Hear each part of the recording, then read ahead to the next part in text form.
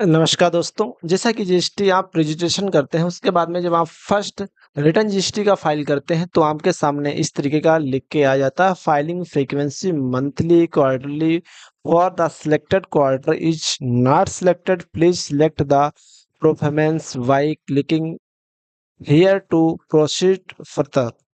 तो इस तरीके का ये शो होता है। तो आपको क्या करना है, जीएसटी का रिटर्न फाइल करने से पहले, तो उसी के बारे में मैं फुल डिटेल्स में बात करूंगा। कैसे आपको अपनी जीएसटी मंथली रखनी चाहिए या आपको अपनी जीएसटी का जो रिटर्न है वो क्वार्टरली रखना चाहिए, कौन सा आपके लिए बेस्ट रहेगा। तो सबसे पहले आपको दोस्तों अपना क्रोम ब्राउज़र ओपन कर लेना है और आपको यूजर आईडी पासवर्ड डाल के अपनी जीएसटी लॉगिन कर लेनी है और आपके सामने फिर इस तरीके का पेज ओपन होके आ जाएगा।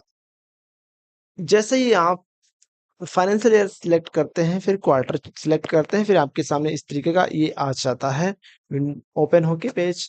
अब यहाँ पे आपको इस तरीके का ये पट्टी शो हो रहा होगा, तो आपको नीचे हियर के ऊपर क्लिक कर देना है।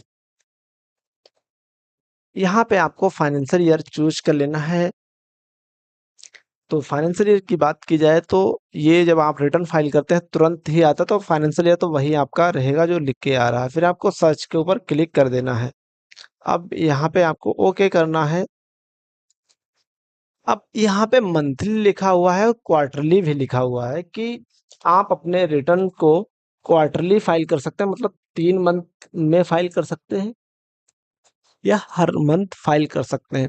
हर मंथ आपको कब रखना है और क्वार्टरली कब रखना है, ये मैं इसके ऊपर आपको विस्तार से बता देता हूँ। आपको मंथली रिटर्न तब रखने हैं जब आप किसी पर्सन को, रजिस्टर्ड पर्सन को अपना प्रोडक्ट या अपनी सर्विस प्रोवाइड कराते हैं, देते हैं, तो आपको मंथली रिटर्न रखना चाहिए।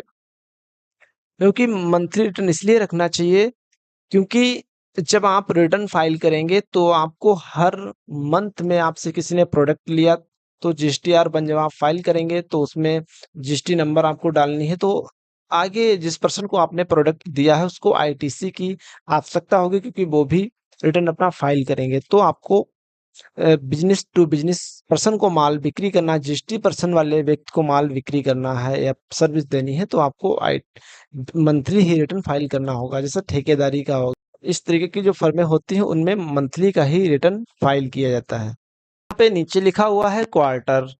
अब मंथली, इससे आपने कोई रजिस्ट्रेशन किया तो वो आपने मई मंथ में किया, तो आपको जीएसटी सर्टिफिकेट मंथ मई में मिल गया। तो इस मंथ में आपको आपको मंथली ही रिटर्न यहाँ पे रखना पड़ेगा, क्योंकि 3 महीने का क्वार्टर चलता है, अप्रैल टू जून, अप्रैल मई जून, मतलब 3 मंथ का ये हो गया। आपने जीएसटी सर्टिफिकेट लिया मई में, तो आपको मई का रिटर्न मंथली फाइल करना होगा, फिर जून का भी फाइल करना पड़ेगा।